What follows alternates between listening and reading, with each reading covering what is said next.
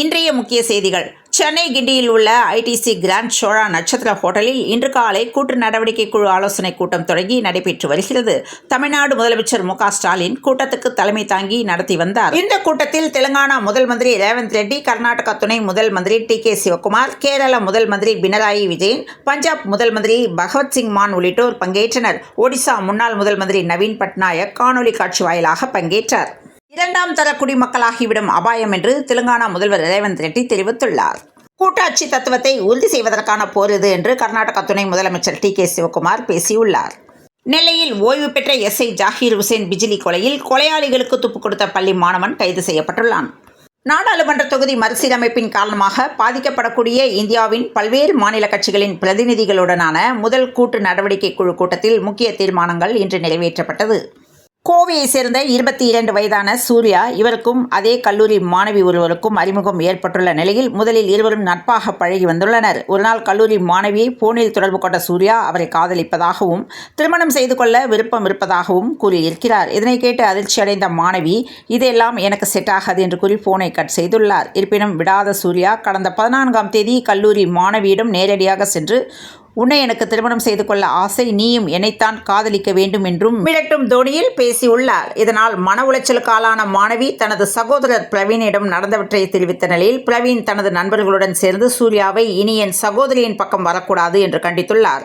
அப்போது பிரவீனின் நண்பர் தருண் என்பவர் சூர்யாவை கடுமையான சொற்களில் எச்சரித்ததாக தெரிகிறது. இதனால் சூர்யாவின் கோபம் தருண் மீதும் திரும்பியுள்ளது.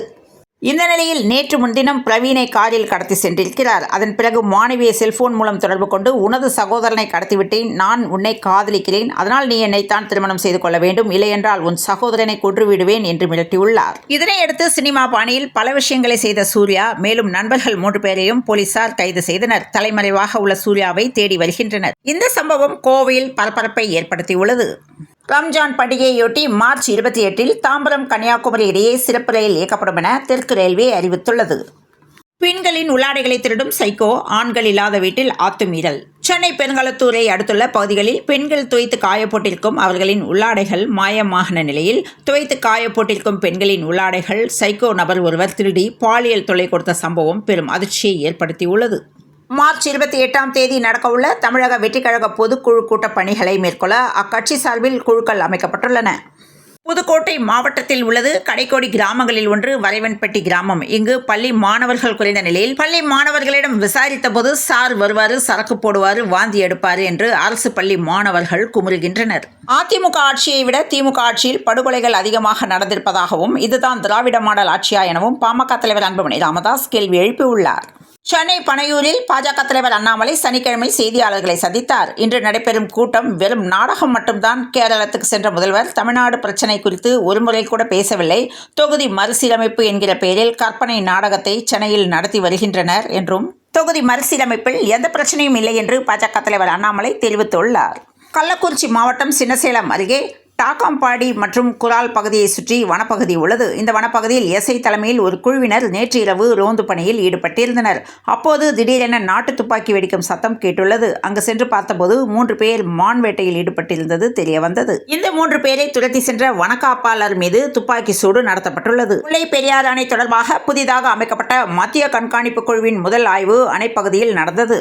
நாட்டின் முன்னேற்றத்துக்காகவே மக்கள் தொகை கட்டுப்பாடு இருக்க வேண்டும். ஆனால் மக்கள் தொகையை கட்டுப்படுத்தியதற்காக மத்திய அரசின் திட்டமிட்ட நேரடி தாக்குதல் தான் இந்த தொகுதி மறுசீரமைப்பு என துணை முதல்வர் உதயநிதி ஸ்டாலின் தெரிவித்துள்ளார்.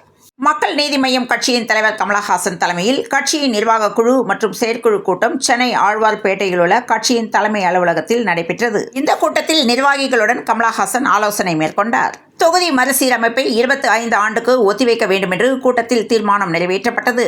இந்த தீர்மானத்தை பிரதமர் மோடியை நேரில் சந்தித்து வழங்குவோம் என திமுக எம்பி கனிமொழி தெரிவித்துள்ளார்.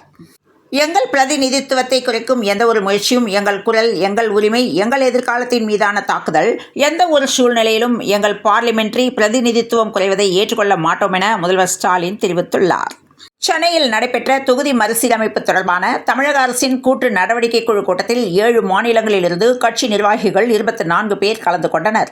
தொகுதி மறுசீரமைப்பு என்பது மாநிலங்களுக்கு செய்யப்படும் அநீதி என ஒடிசா முன்னாள் முதல்வர் நவீன் பட்நாயக் தெரிவித்துள்ளார். பாஜக ஆளாத மாநிலங்கள் மீதான திட்டமிட்ட தாக்குதல் தான் தொகுதி மறுசீரமைப்பு என கர்நாடக துணை முதல்வர் டி.கே. சிவக்குமார் பேசியுள்ளார். காலை 10:30 மணியளவில் தொடங்கிய இந்த கூட்டத்தில் கேரள முதல்வர் பினராயி விஜயன், தெலுங்கானா முதல்வர் ரேவந்த் ரெட்டி, கர்நாடக முதல்வர் டி.கே. சிவகுமார், பஞ்சாப் முதல்வர் பகவந்த் மான் உள்ளிட்டோர் பங்கேற்றுள்ளனர். கூட்டு நடவடிக்கை குழு கூட்டத்திற்கு வந்த தலைவர்களுக்கு முதல்வர் மு.க. ஸ்டாலின் பொன்னாடை அணிவித்தார். இக்கூட்டத்தை திமுக நாடாளுமன்ற குழு தலைவர் கனிமொழி தொகுத்து வழங்கினார். தொகுதி மறுசீரமைப்பு என்பது வெறும் எண்ணிக்கை மட்டும் சார்ந்தது அல்ல, இது இந்தியாவின் ஆன்மா சம்பந்தப்பட்ட விவகாரம் என கேரள முதல்வர் பினராயி விஜயன் தெரிவித்துள்ளார். மகளுக்காக கஷ்டப்பட்டு சேர்த்து வைத்த நகைகள் தந்தைக்கு காத்திருந்த அதிர்ச்சி. வேலூர் மாவட்டம் காட்பாடி அடுத்த மெட்டுக்குளம் பகுதியைச் சேர்ந்தவர் ராஜா, வயது 50. இவர் அந்த பகுதியில் மளிகை கடை மற்றும் உணவகம் வைத்து நடத்தி வந்த நிலையில் ராஜாவின் 2வது மகளுக்கு திருமண ஏற்பாடுகள் படு தீவிரமாக நடந்து வந்துள்ளது. அண்மையில் அவருக்கு நிச்சயதார்த்தம் நடந்து முடிந்த நிலையில் திருமணத்திற்காக உடைகள் வாங்க குடும்பத்துடன் ஜவுளி கடைக்கு சென்றுள்ளார். பிறகு வீடு திரும்பிய போது வீடு உடைக்கப்பட்ட நிலையில் 40 சவரன் நகைகள் கொள்ளையடிக்கப்பட்டன.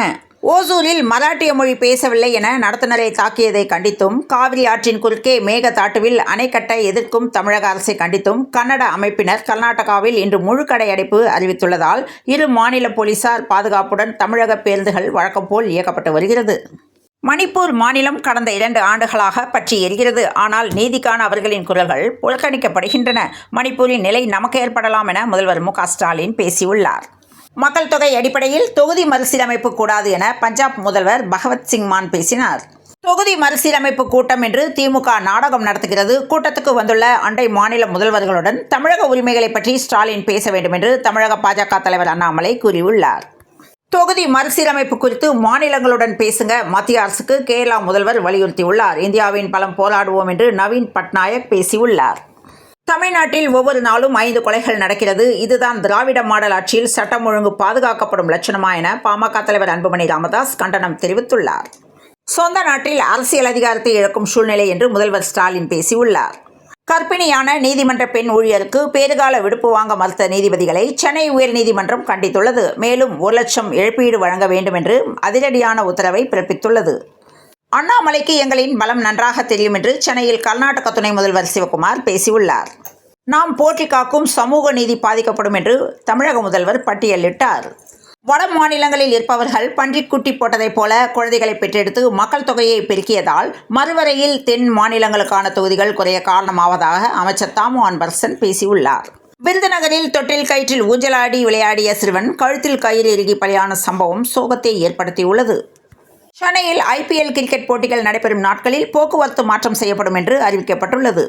திமுகவை தமிழக மக்கள் மன்னிக்கவே மாட்டார்கள் என்று கருப்பு கொடி போராட்டத்தில் தமிழிசை பேசியுள்ளார். தோனி அன்கப்ட் பிளேயரா என்று பத்திரிகையாளர் சந்திப்பில் சூரியகுமார் சிரித்துள்ளார். கலை நிகழ்ச்சியுடன் IPL 2025 தொடங்கியது. IPL 2025இல் கொல்கத்தாவுக்கு எதிராக RCB டாஸ் வென்று பந்துவீச்சுக்கு தேர்வானது. IPL தொடக்க விழாவில் மேடையில் ஷாருக் கானுடன் விராட் கோலியும் ரிங்கு சிங்கும் ஆட்டம் போட்டனர். சென்னை சூப்பர் கிங்ஸ் அணியின் நட்சத்திர வீரர் ரவீந்திர ஜடேஜாவுக்கு அந்த அணியின் மூத்த வீரரான MS தோனி நினைவு பரிசு வழங்கி கௌரவித்தார். IPL 2025 சீசன் கிரிக்கெட் இன்று கோலாகலமாக கலை நிகழ்ச்சியுடன் தொடங்கியது. கொல்கத்தா நைட் ரைடர்ஸ் அணி உரிமையாளர் ஷாருக் கான் உரையுடன் கலை நிகழ்ச்சி தொடங்கியது. அதன்பின் பாடகி ஸ்ரேயா கோஷல் இசைக்கலைஞர்களுடன் பாடல்கள் பாடி ரசிகர்களுக்கு விருந்து படைத்தார். புஷ்பா, ஆயுத எழுத்து உள்ளிட்ட பல்வேறு பட பாடல்களை பாடி ரசிகர்களை உற்சாகப்படுத்தினார். ரஹ்மான் இசையில் உருவான வந்தே மாதரம் பாடலை இந்தியில் பாடியுள்ளார். சென்னையில் இன்று 22 கேரட் ஆபரண தங்கத்தின் விலை 1 சவரன் 65,840 ரூபாய்க்கும் 1 கிராம் 8,730 ரூபாய்க்கும் விற்பனையானது. தமிழகத்தில் இன்று 10 மாவட்டங்களில் கனமழைக்கு வாய்ப்புள்ளதாக வானிலை ஆய்வு மையம் தெரிவித்துள்ளது. இது தொடர்பாக அந்த மையம் வெளியிட்ட அறிக்கையில் தென்னிந்திய பகுதிகளின் மேல் வளிமண்டல கீழடுக்கு பகுதிகளில் கிழக்கு மற்றும் மேற்கு திசை காற்று சந்திக்கும் பகுதி நிலவுகிறது. குமரி கடல் பகுதிகளிலிருந்து தென் தமிழகம் வரை ஒரு வளிமண்டல கீழடுக்கு சுழற்சி நிலவுகிறது. இதன் காரணமாக தென் தமிழகத்தில் ஒரு சில இடங்களிலும் வட தமிழகத்தில் ஒரு சில இடங்களிலும் இடி மின்னலுடன் கூடிய லேசானது முதல் மிதமான மழைக்கு வாய்ப்பு உள்ளதாக சென்னை வானிலை ஆய்வு மையம் தகவல் தெரிவித்துள்ளது. இத்துடன் இந்த செய்திகள் நிறைவடைந்தன. மீண்டும் நாளை காலை செய்தியில் சந்திப்போம். நன்றி, வணக்கம்.